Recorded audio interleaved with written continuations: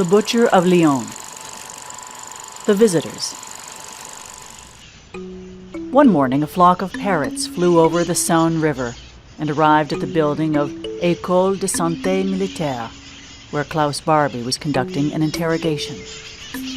The birds landed on the telephone wires and the electrical posts. Then they flew to the window of Klaus's office and advanced slowly, grabbing the edges with their claws and their yellow curved beaks. They had green feathers. Their heads were red. Their eyes were small and brown, surrounded by a white halo. They looked at the interior of the office, talking and moving their heads. Klaus loved birds. As soon as he saw them, he stopped the interrogation and came up to the glass to see them. The birds seemed to be speaking to him. He opened the window and the parrots flew inside in a rush, one after the other. Fluttering their wings, they landed on the desk, the bookshelves, and the piano. One of them, with the help of its thick yellow beak, climbed on the bronze hat hanger. Another one grasped the frame of Hitler's portrait with his claws and walked sideways on top of it. The black Doberman became restless, sniffed repeatedly, and moaned faintly. The dog looked at the visitors anxiously, but didn't abandon his position. Smiling, the interrogator came near the parrot standing on the bronze hanger and offered his hand. The bird, with its small dark eyes and half-opened yellow beak, raised a claw and grabbed his finger. While walking sideways on it, the visitor said with a deep voice, "Camarade, bonjour. Camarade, bonjour. Good morning, comrade."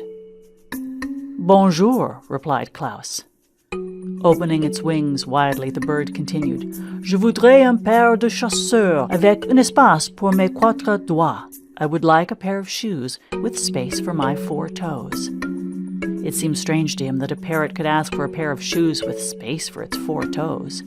"Je suis à l'étroit. Avez-vous une pointure plus grande?" "My feet hurt. Do you have a little bigger?" Klaus laughed. Everybody laughed. Even the prisoner, with a puffy and black eye, smiled. The bird, clumsily grasping the electrical wires with its yellow beak, raised the red feathers of its head and said, "Dominique, Dominique, une bouteille de vin, s'il vous plaît. Dominique, Dominique, a bottle of wine, please."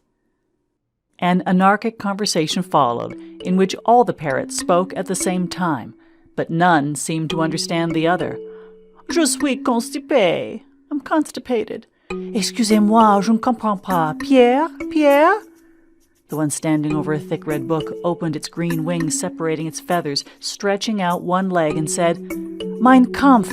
Oui, oui." "Voilà!" exclaimed Klaus. "This is amazing. How does it know?"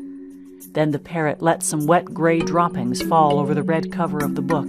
Spreading its feet and looking down at it, the bird said, "Qui est l'auteur de ce tableau? Who's the author of this painting?" "Breton. Breton. Is it surrealism? I'm dreaming, Dominique." "Camarade? Camarade?" asked the one, pulling the electrical wires with its yellow beak. "Yes." "Camarade, à quelle heure part le train pour Auschwitz?" "At what time does the train to Auschwitz leave?" For a moment, Klaus seemed unable to understand. The parrot asked again, "Oui, oui, pour Auschwitz." "Vous ne me comprenez pas? À quelle heure?" "Yes, yes, to Auschwitz. Don't you understand? At what time?" "How much is the ticket to Auschwitz?" asked the one carefully standing on top of Hitler's portrait. Klaus became very serious. "Est-ce qu'un train direct? Is it a direct train?"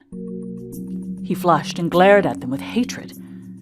However, the one who offended him the most was the one walking clumsily over the piano, making noise with its claws pressing on the black and white keys. Tlan, tlon, tlin, tlan, tlon.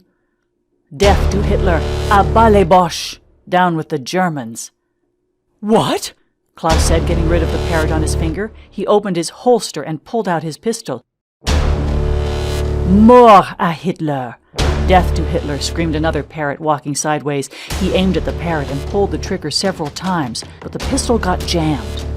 All the birds flew inside the room in chaos and disorder. Finally, the weapon fired and a big explosion resounded throughout the room.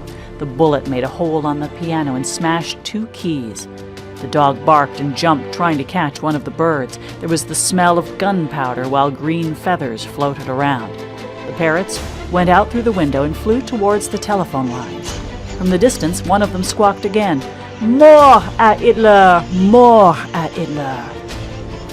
Klaus fired his pistol once more, but didn't hit any of them. The flock dispersed behind the trees. A squad of soldiers on motorcycles wearing thick goggles passed through the street at that moment. Because of the intense noise of their engines, they didn't hear anything. The lieutenant closed the window and continued the violent interrogation.